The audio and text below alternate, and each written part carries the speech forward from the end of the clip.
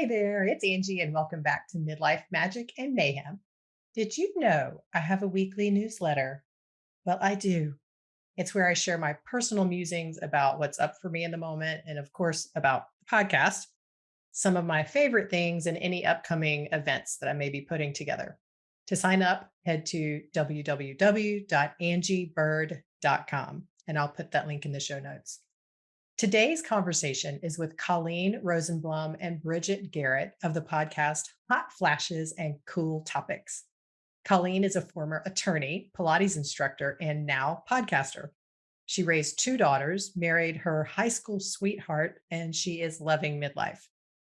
Bridgett is a former elementary school teacher, actress, and now podcaster. She raised a son and a daughter, married her college sweetheart, and she is also loving midlife.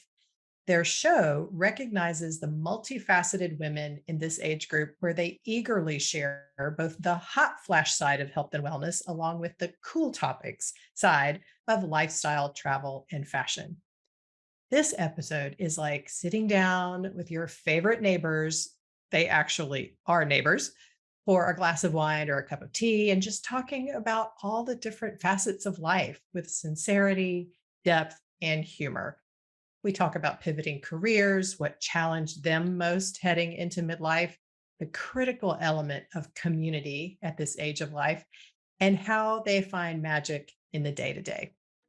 This one is really fun. So sit back, relax, and enjoy this conversation with the women of Hot Flashes and Cool Topics.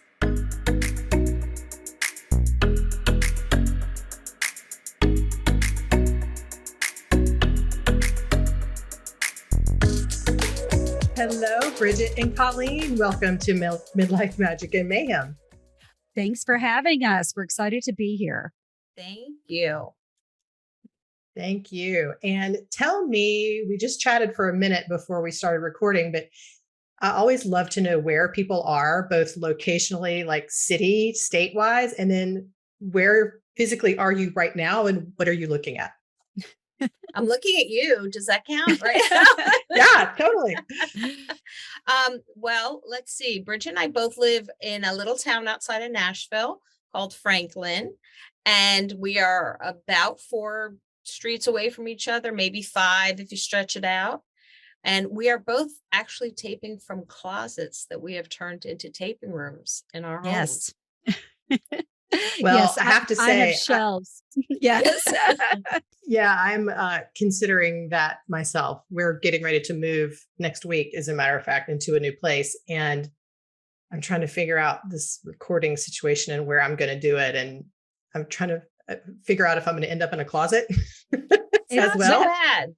We've been around. I've been in the game room by a window, and then went into this closet and put up foam stuff, and Colleen did the same. So yeah, Colleen can't quite spread her arms out. I can kind of do mine.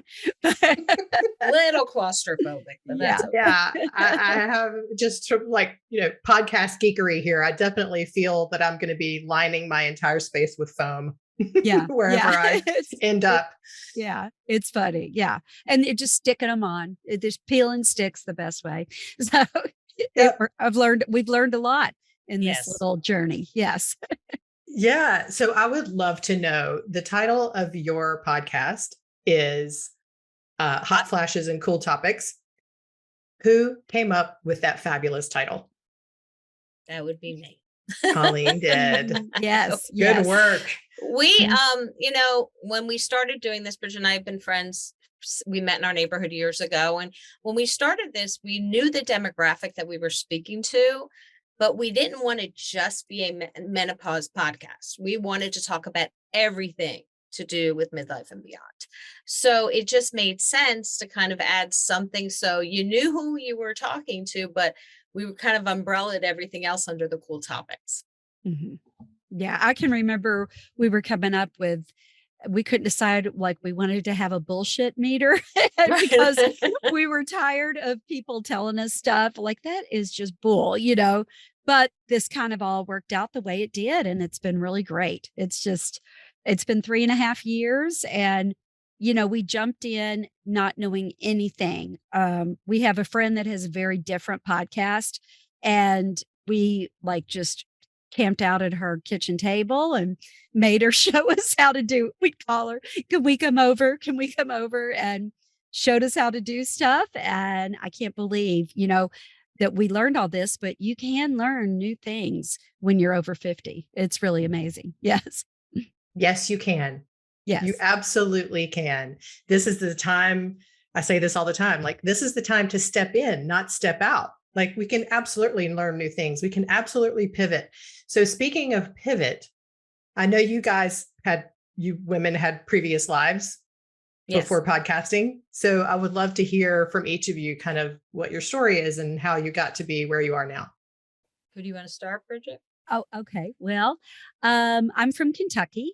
Lived there until I went to college. I was a teacher, elementary school teacher, and taught preschool, all that. My husband was offered a job in this area right after my daughter graduated high school. So right after my youngest child graduated from high school, he was offered a job and just 3 hours away. And we took it and moved. And I actually tried acting for a little bit because it's something that I wanted to do. The TV show Nashville was being filmed here, and did some of that for a little bit, and was really getting a little bit like, oh, I don't know if I really like this so much. These hours are really long and these conditions are really weird. You never know where you're going to be. So I was getting tired of that. Colleen was rounding out her second career. And that's kind of how we got into this. I have 2 kids. They're adults. Both live very far away from me. And my husband is getting ready to retire. So it's just been really great. And Colleen and I just are kind of in the same demographic, empty nesters, met with some of the stuff they do around our neighborhood, which is a really, what would you say, lifestyle neighborhood? Like, they have all kinds of concerts on the lawn and activities and things like that.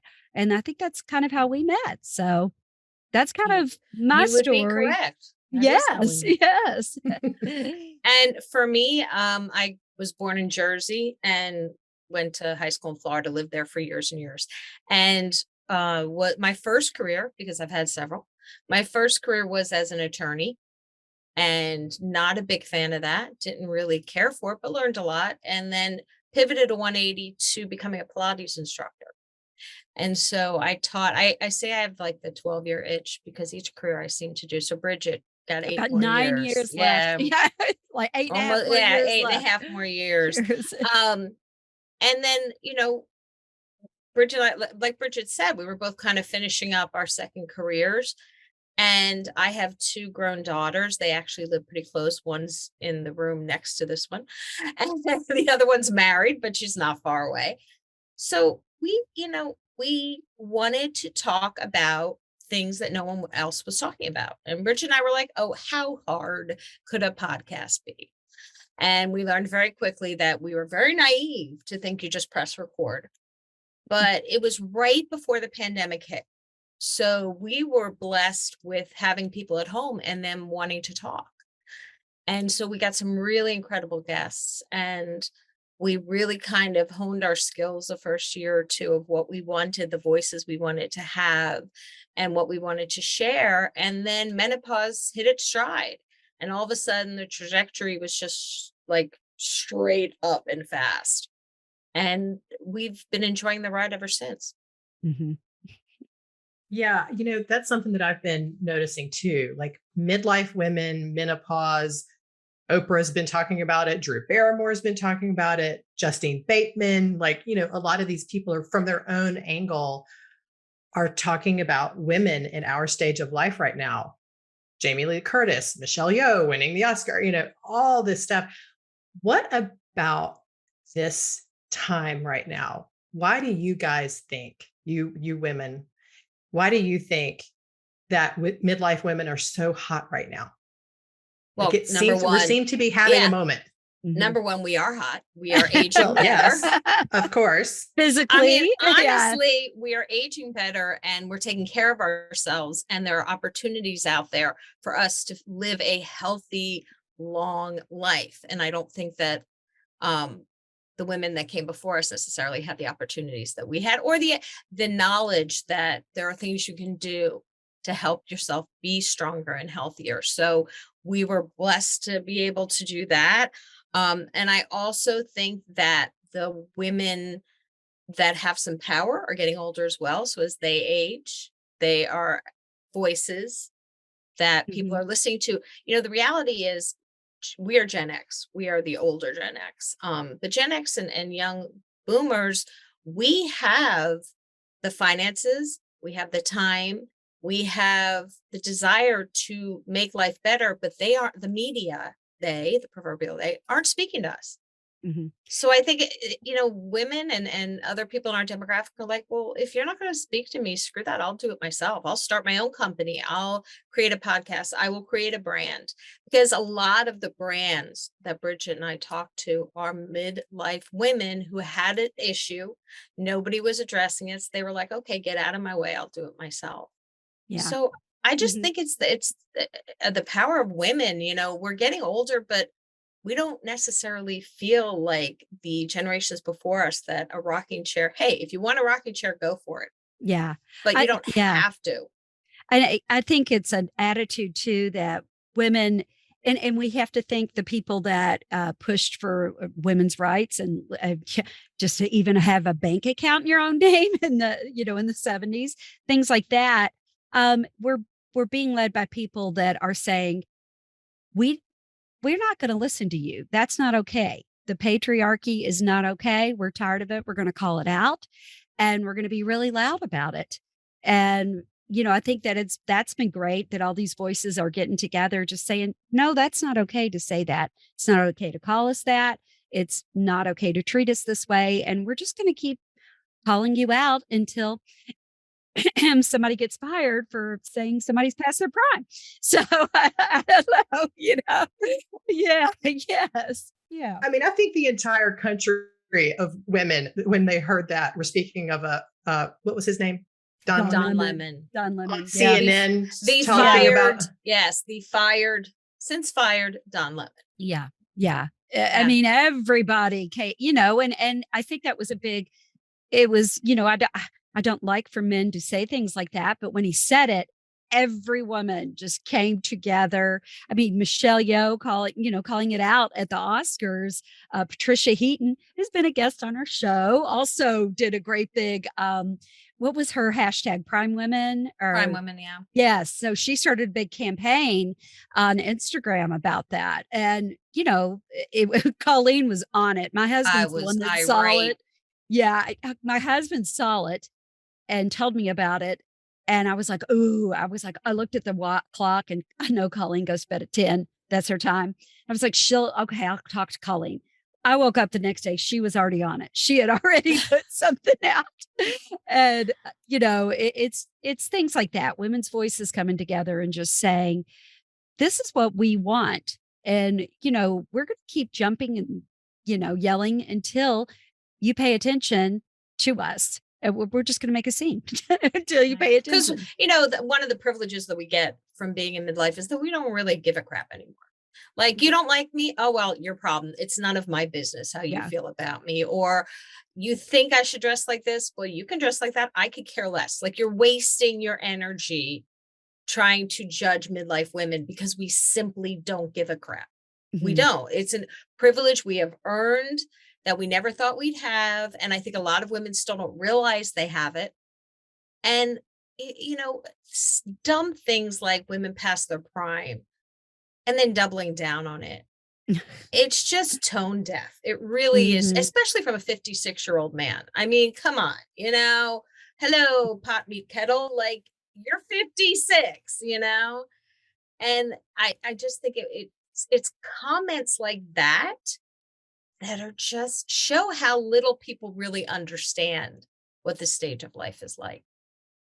Well, and at this stage of life, this is where the wisdom is. Like, for centuries, thousands of years, going way, way, way back, women at this stage of life, I mean, life expectancy was obviously I was going to say we were probably then. dead, but maybe we were dead. But let's just say, like, whatever towards the end of whatever your lifespan was, that's when you were gaining wisdom. That's when you were able to hold more space for people. That's when you were able to, you know, step into your healing aspect. Like there's just all sorts of different things that are happening as we grow older that just don't happen. We like synthesize our physical body, our emotional body, our spiritual body, our like everything. We like synthesize it and weave it all together into this beautiful tapestry that is, I think, now being seen because women are stepping up and going, excuse me, I still have quite a bit to say. Thank you very much. And I'm going to say it how I want to say it and create our own platforms in order to do it. Like you are doing, like I'm doing, like so many of us are doing. And I'm just so excited and thrilled that this is happening for all of us.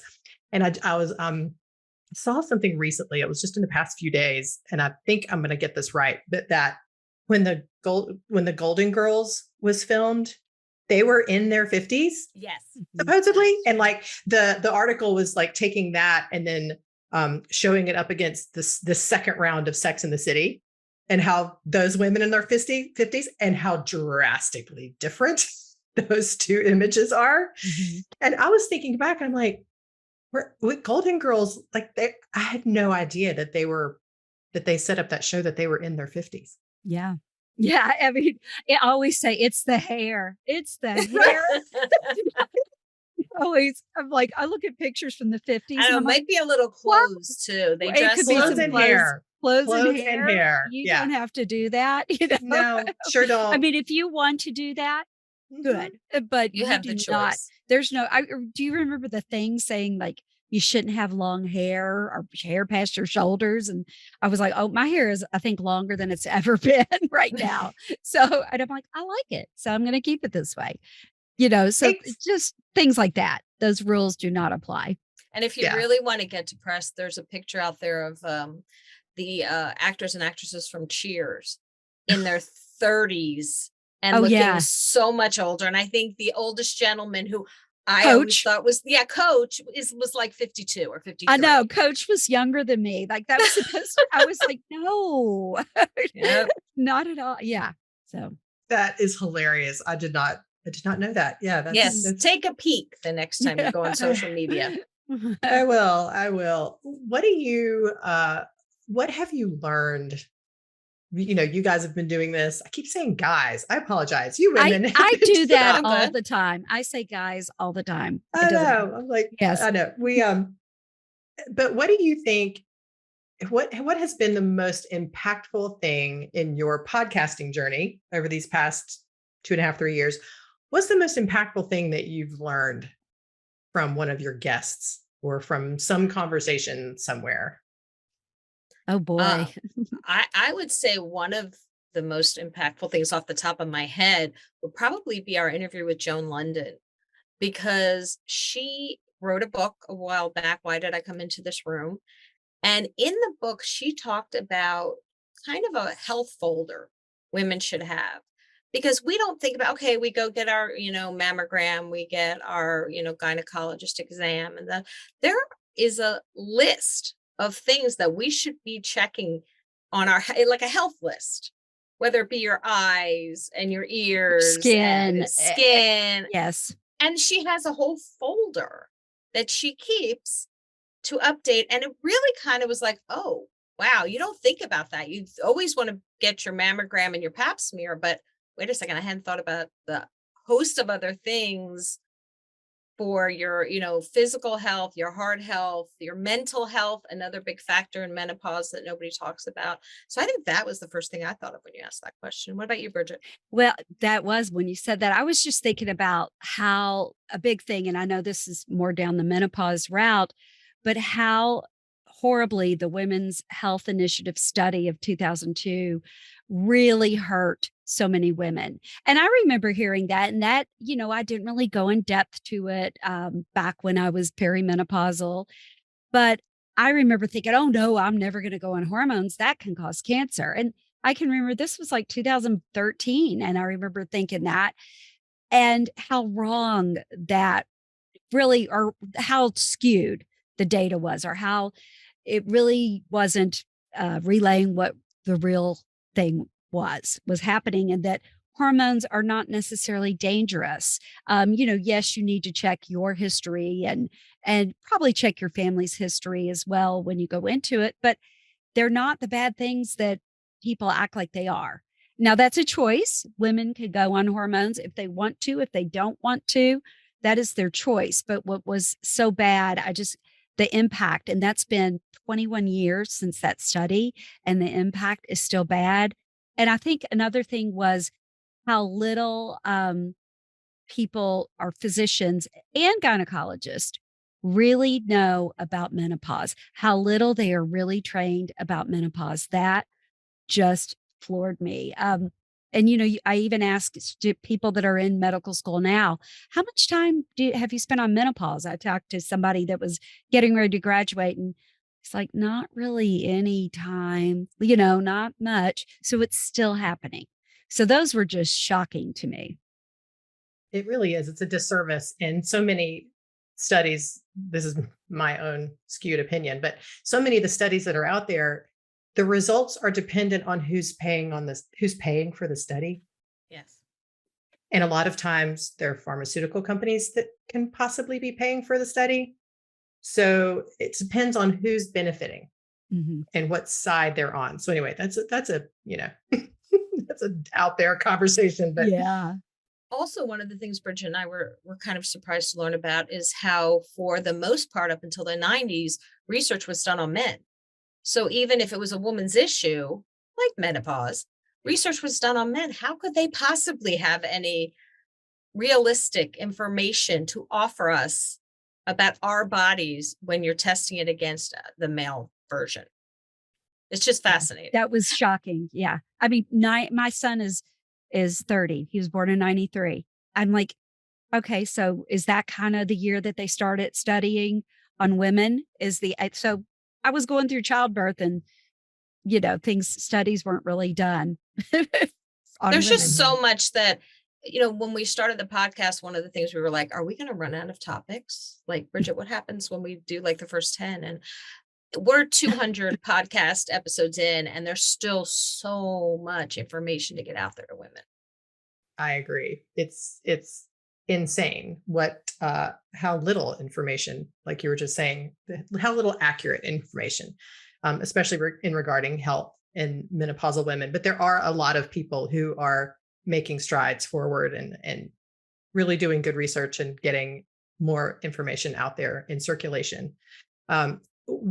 Like for you personally, what was the biggest challenge or biggest challenges as you were going, heading into this threshold that we're all now in and getting to the other side of perimenopause, menopause? And it doesn't necessarily have to be specific to quote unquote menopause, but just this stage of life. Like, what was most challenging for you? Well, a lot of challenges that I did not at all consider. Well, first of all, I'm from a really big family. So I have a sister. I'm the 11th of 12. And I have a sister that could have been my mother, probably. Well, she is not my mother, but she's 17. She is 17 years older than me. And when she started having hot flashes, I remember like being, oh my gosh, she's just doing that for attention. It got me. It bit me right in the butt. I mean, I sweated barely moving. It just got so bad. So that was bad. I didn't know it was going to be that bad. The impact of my children heading out, like going to school. Oh my gosh, that, I guess a bunch of changes, the move, that really got me. I was really sad about that. And then they came back during lockdown and I was cured. and, but I always feel like I'm on the other side now. It's really, I think that the podcast has had a lot to do with that because we have learned so much. But I really do feel like I'm on this other side. Like I've gone over this very long, high bridge and now I'm over that. And just learning so much. I feel like I'm more mellow. Things don't get to me like they used to. And I think I didn't know what was happening. So I didn't even know what perimenopause was while I was going through it. But I look back and I'm like, boy, was I anxious then. Was I just like shoulders hunched up all the time, very tense, like just trying to get through life. And now it's like, oh, shoulders are relaxed. I'm past that point. So I don't know. Those are just some things. What about you, Colleen? As far as menopause went, I thought, and Bridget was starting to believe me, that I would be the oldest living woman with my period. Um, it just would not go away. It would not. Bridget actually gave me a trophy when I turned 55 and started menopause. And like, I just completed it in November. And I'm Yes. Yeah. 55. We got that idea from Karen Duffy that she gets her friends old trophies and it says you're finished, period. So we, So So I really brilliant. thought, I yeah. grabbed an God. old trophy and ran it over She to her brought me a house. little trophy. I was very happy. I was thrilled. Like, I was the only person who was like, yes, please, may I have menopause now? I don't want my period anymore. Because I think you get such a bum rap. Like, I don't want to have more children. I want to have my period. Take it. Keep it. I don't want it. And so, yes, well, I did not enjoy the hormonal migraines or the night sweats or the weight gain, which is always fun. For me, I think the biggest thing was brain fog. I truly thought I was getting early onset Alzheimer's, because even now my kids are like, yes, mom, it's called a nightstand. Yes, mom, it's called like your shoe, like simple things that I just can't even begin to remember anymore. But for me, I think this transition period, and Bridget and I have spoken on the podcast a lot about this, is that we don't have to feel guilty about setting priorities for ourselves anymore, making self-care for ourselves a priority. And it's a gift, because for me, and I'm sure for a lot of women listening, we put ourselves last. It was everyone else, everything else.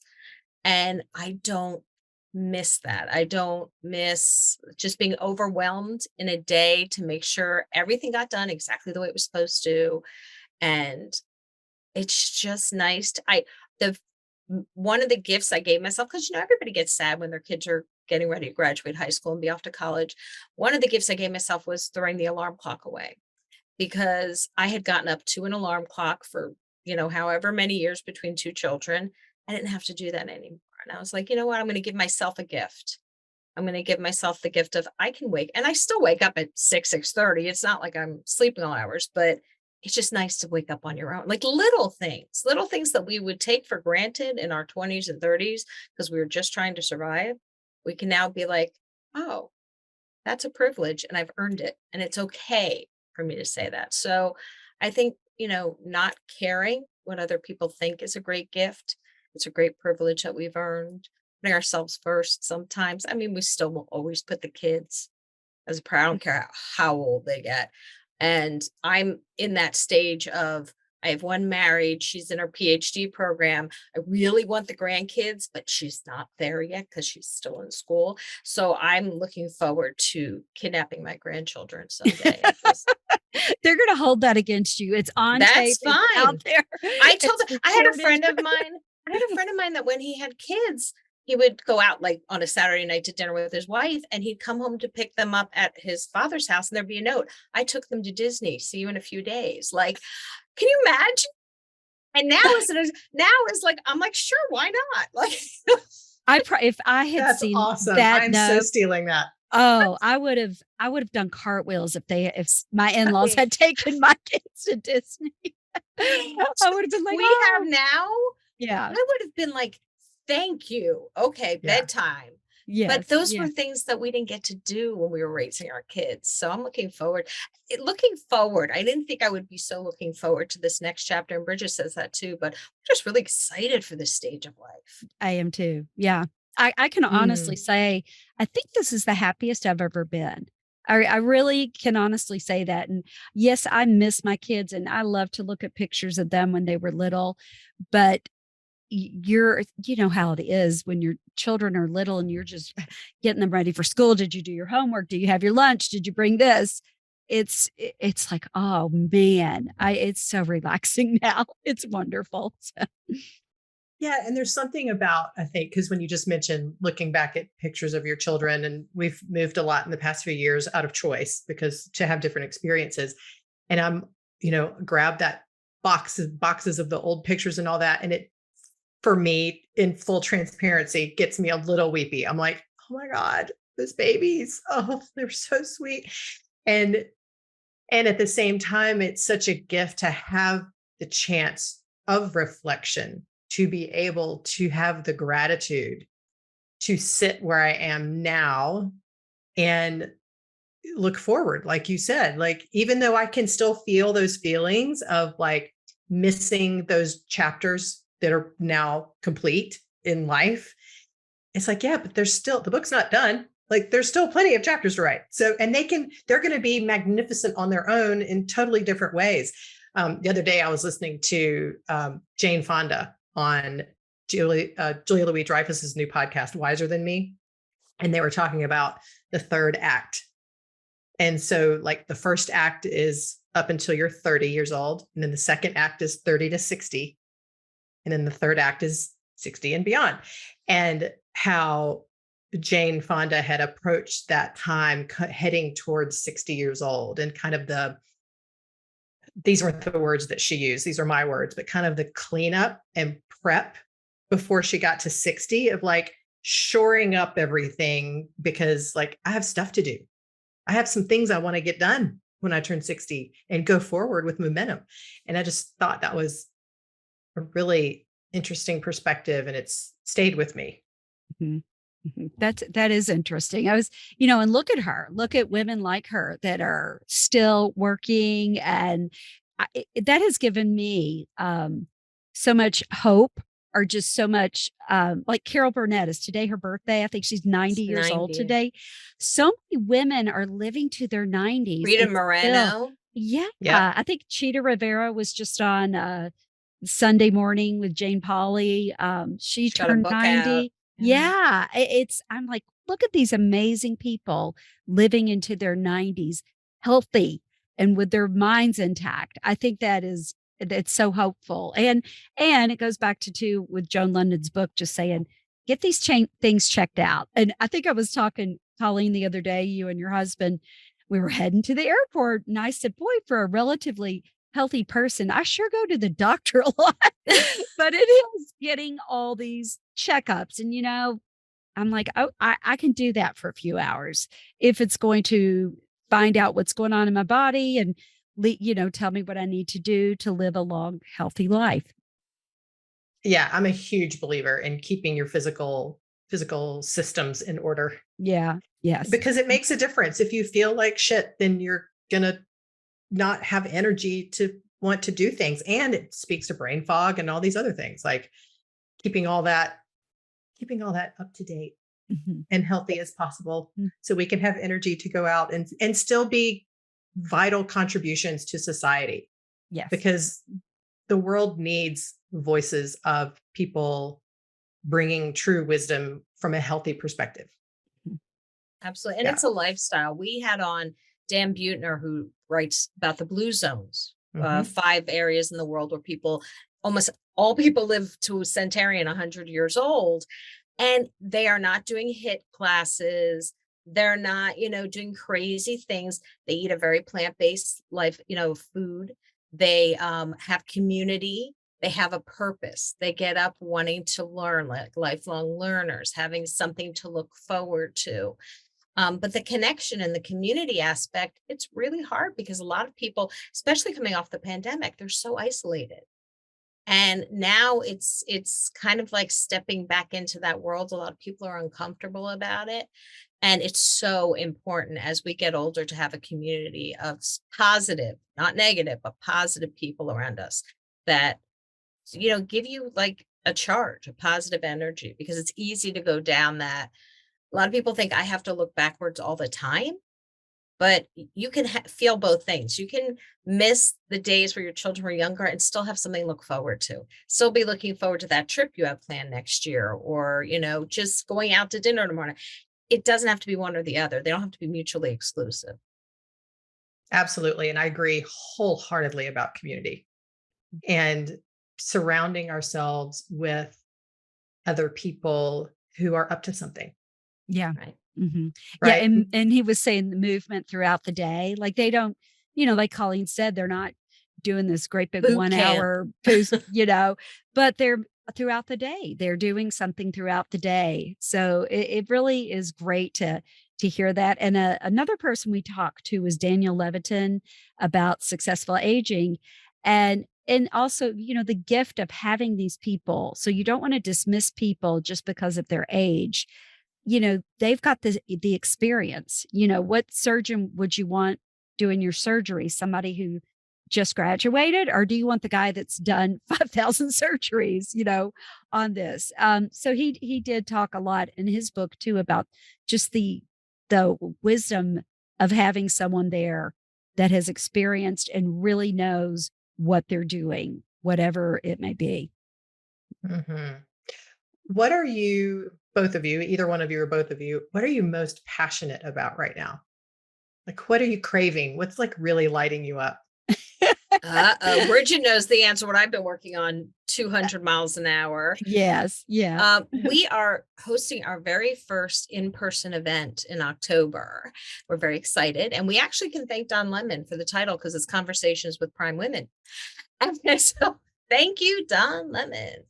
So we're the gift that keeps giving. On giving. Yeah. So Love we it. have, Love it. It's going to be in Nashville, October 8th. And we have several amazing women.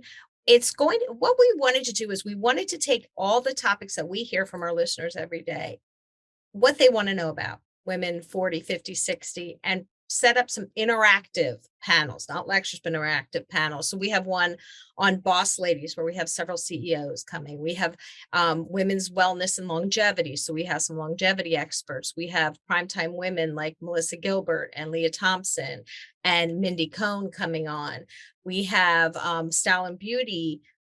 And what we did was, and we have menopause, of course, because we have to have menopause. And we tried to pick experts locally because I think what women do when they go to an event is that I really like that person. Oh, but they're in California.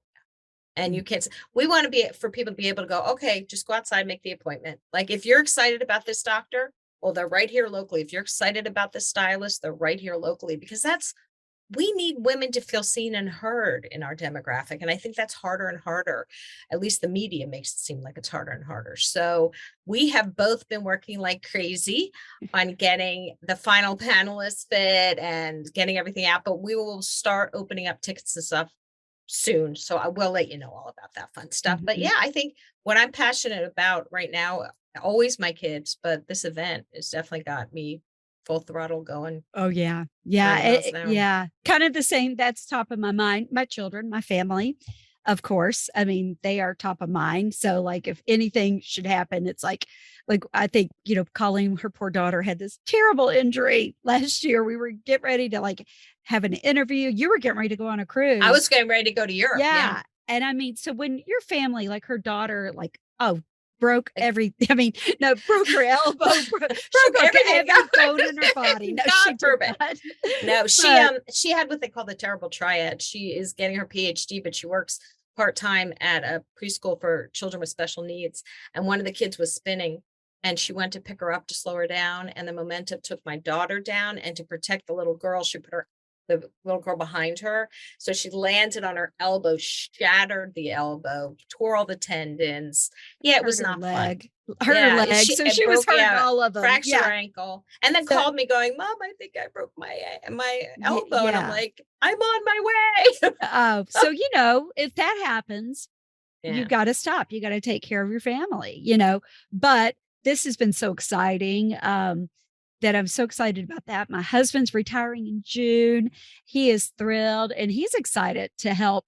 He's like, I'd love to help in any way I can help you two with anything. And it's great. John, Colleen's husband and my husband have become friends, and it just really works out. They're very excited with what we're doing. So we're so happy that we have such supportive spouses.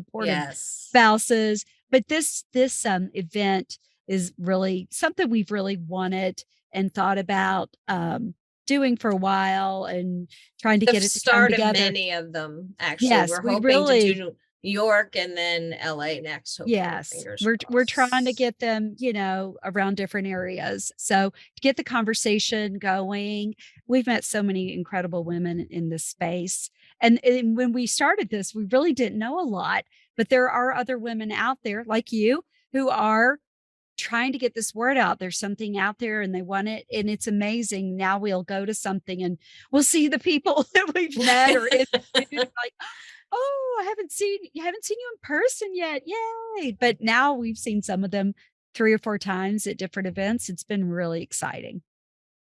That's amazing. I have to commend you for putting together an event focused, at least as much as possible, on local people. Yeah. That's something we're I want to do. We really, we're pulling some people, from other areas, but that's something we really, as want many to as do. we could, we pulled, because this, it just isn't it annoying when you find something you really like and they're nowhere near you and you can't feel it, touch it,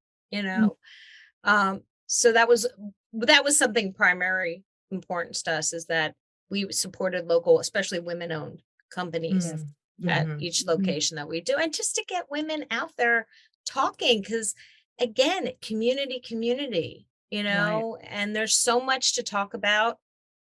And I love that there are more podcasts coming out, because everyone has a voice and everyone's voice is unique. And the more we have noticed doing this now 3 years, that with the exception of very, very few, most women want to work together to let everybody, rising tide lifts all boats.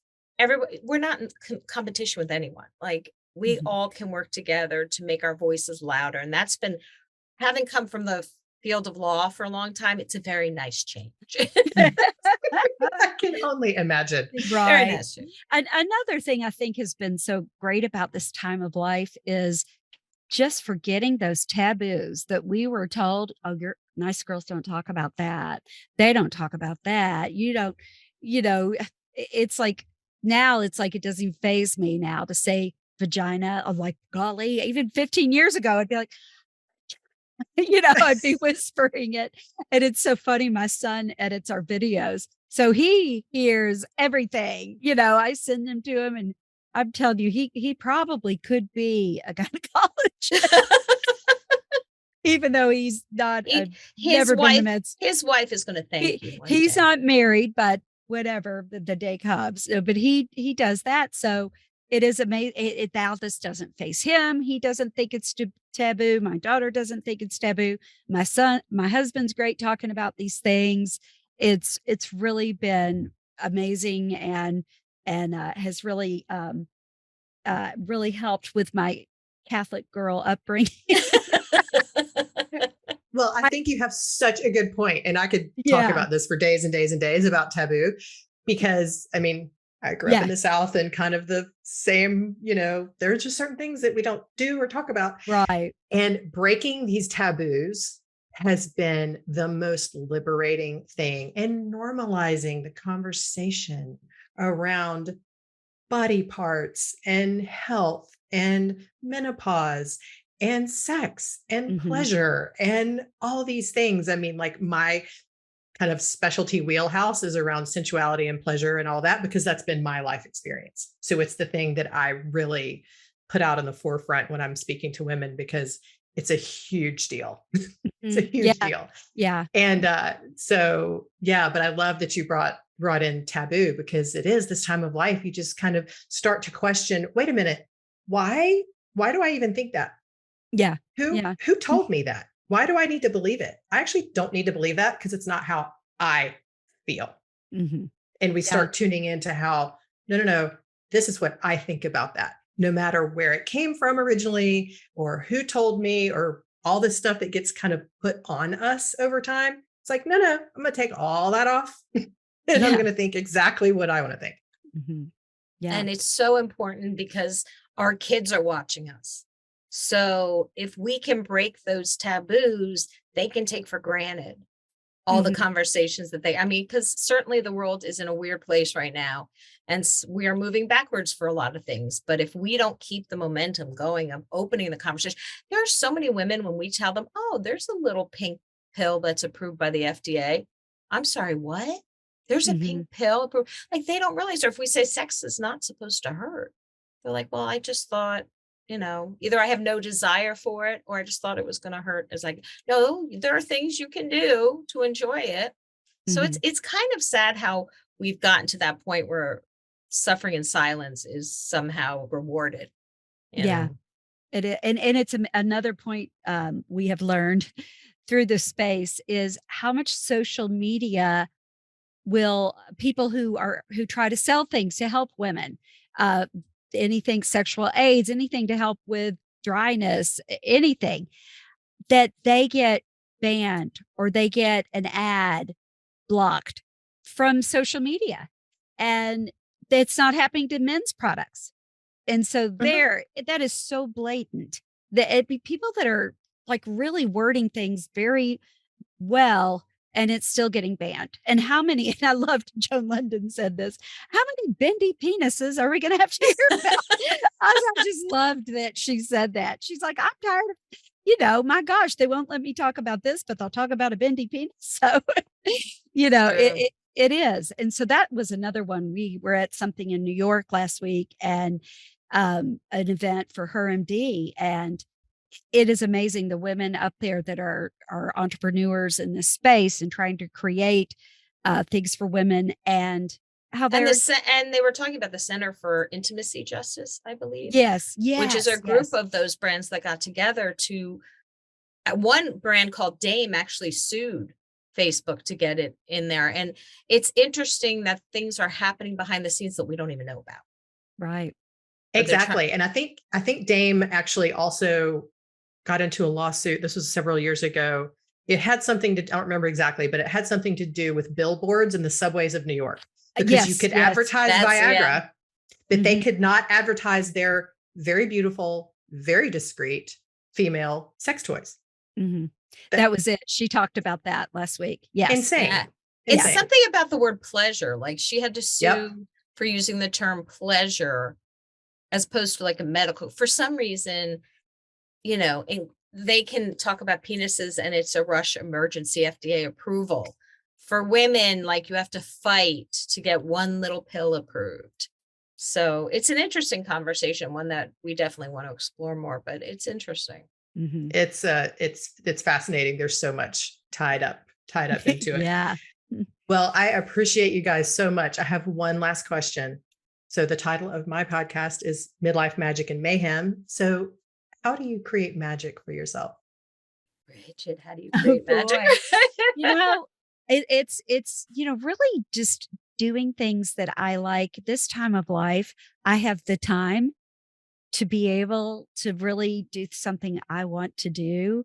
And I feel like I do that every day, no matter how crazy it might be that we're trying to get something posted or get something put out there or looking into this. I still have time to do something that I love, whether it's I play in a tennis team, or if I'm going to play pickleball with my sister, or I'm going to watch something that, like, oh good, I'm going to watch the new season of Mrs. Maisel's out, so I'm going to watch that. So things like that, I love. That is the magic. My husband, I always got along with my husband. I never had a problem with him, but we are like super happy now. Like, we always were, but you know how it is when your kids are little, it's really rushed and hectic, and we're just like, yeah, we're going to do this, let's go do that. So I don't know. I think that's the magic. Having good friends is also magic too, Colleen, like you. So I'll take that. Thank you. Yeah. I think the term magic as we get older has a different definition for everybody. If you had asked me in my 20s, I would have been like, CEO and, my kids are perfect and da, da, da, da.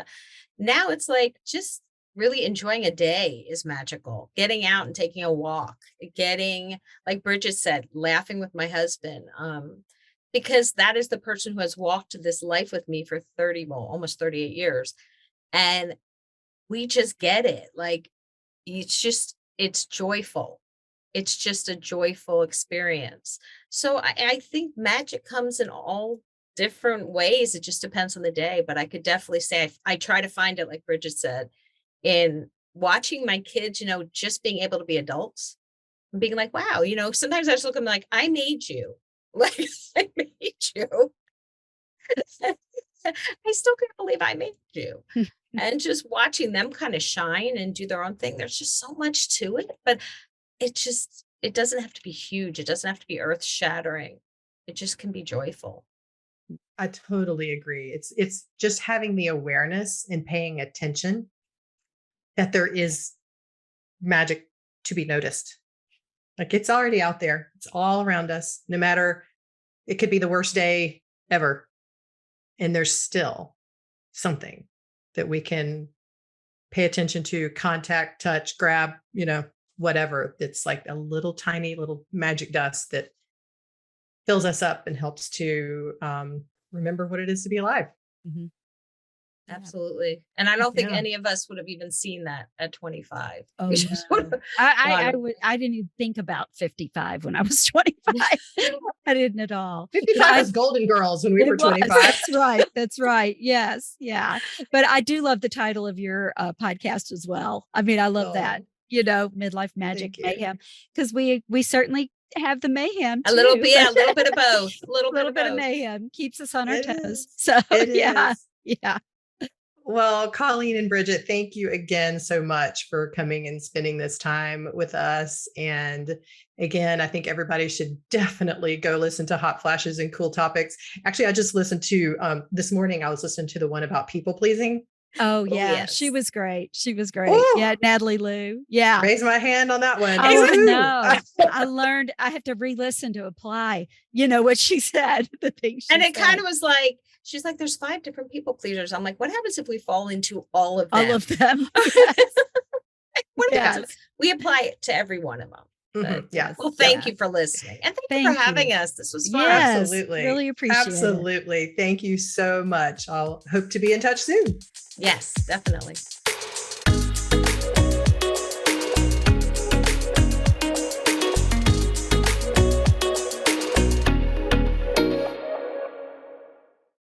I hope you enjoyed that conversation with Colleen and Bridgett. I knew it would be like sitting down with old girlfriends, and that's exactly how it felt. I'm so glad to know them now. And please subscribe to the podcast and leave a 5-star review on Apple or Spotify or wherever you listen to your shows.